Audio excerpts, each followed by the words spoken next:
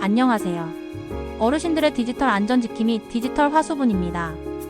오늘은 온라인 쇼핑 및 중고거래 사기 피하기 위한 우리 부모님 디지털 안전지킴에 대한 내용입니다.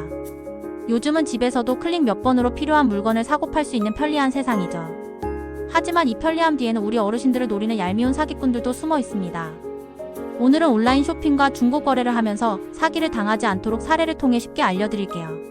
이 영상만 잘 보셔도 안심하고 온라인 거래를 하실 수 있을 거예요. 첫 번째 사례는 너무 싸면 의심부터 하셨으면 합니다. 혹하는 가격의 유혹 사례에 대해 살펴보겠습니다. 유명 브랜드의 비싼 물건이 터무니없이 싸게 팔리는 가짜 쇼핑몰에 대한 대표적인 사례는 너무 싼 가격에 혹해서 당하는 경우입니다. 김할머니는 손주에게 줄 최신 태블릿 PC를 사려고 인터넷을 검색하셨어요. 그런데 유명 쇼핑몰에서는 100만원 넘게 하는 제품이 처음 보는 사이트에서는 특별 할인, 오늘만 50만원 이라고 광고하고 있었죠. 김할머니는 와, 정말 싸다. 이 기회 놓치면 안 돼. 생각하고 바로 결제하셨습니다. 하지만 돈만 빠져나가고 태블릿은 영영 오지 않았어요. 그 사이트도 사라져버렸죠. 어르신이 배워야 할 점은 세상에 공짜는 없습니다.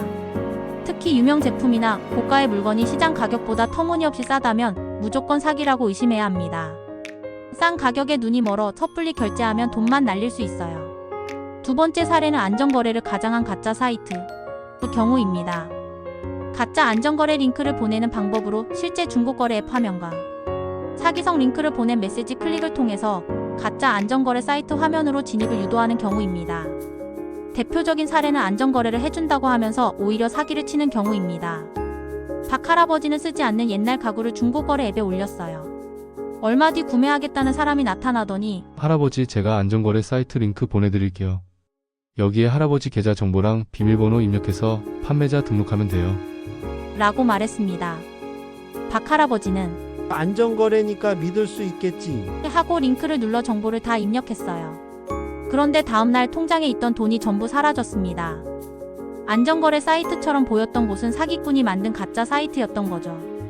여기서 배워야 할 점은 어르신, 안전거래는 판매자가 개인 정보를 입력하는 방식이 아닙니다. 대부분 구매자가 안전거래 플랫폼에 먼저 돈을 맡기고 물건을 받은 뒤에 구매 확정을 해야 판매자에게 돈이 지급되는 방식입니다. 누군가 보내주는 링크를 통해서는 절대 결제하거나 개인 정보를 입력하지 마세요. 되도록 해당 중고거래 앱이나 사이트에서 자체적으로 제공하는 안전거래 서비스를 이용하세요. 외부 링크를 통한 거래는 피해야 합니다. 세 번째 사례는 선입금 요구는 100% 사기에 대한 경우입니다. 예를 들면 일단 돈부터 보내라고 또는 택배비 선입금, 예약금, 선입금 등의 메시지를 보내는 경우로 돈을 송금하면 연락이 두절되는 상황이 전개되는 경우입니다. 세 번째 사례는 중고거래에서 흔히 발생하는 선입금 사기입니다. 이 할머니는 중고거래 앱에서 예쁜 화분을 발견하고 구매하겠다고 연락했습니다. 이 화분 인기가 많아서 예약하신 분이 많아요. 먼저 택배비 5,000원만 보내주시면 바로 예약해 드릴게요 라고 했습니다. 이 할머니는 좋은 화분을 놓치기 싫어서 바로 5,000원을 보냈죠. 그런데 돈을 보내자마자 판매자는 연락이 두절되었고 화분도 받지 못했습니다. 겨우 5,000원이지만 이런 식으로 여러 사람에게 받으면 큰돈이 되는 거죠. 어르신, 배워야 할 점은 중고거래에서 물건값을 다 보내지 않고 일단 소액이라도 먼저 보내라고 하는 것은 99% 사기입니다. 택배비, 예약금, 보증금 등 어떤 명목이든 물건을 받기 전에 돈을 보내는 것은 매우 위험합니다. 따라서 안전한 온라인 쇼핑 및 중고거래 꿀팁을 말씀드리겠습니다.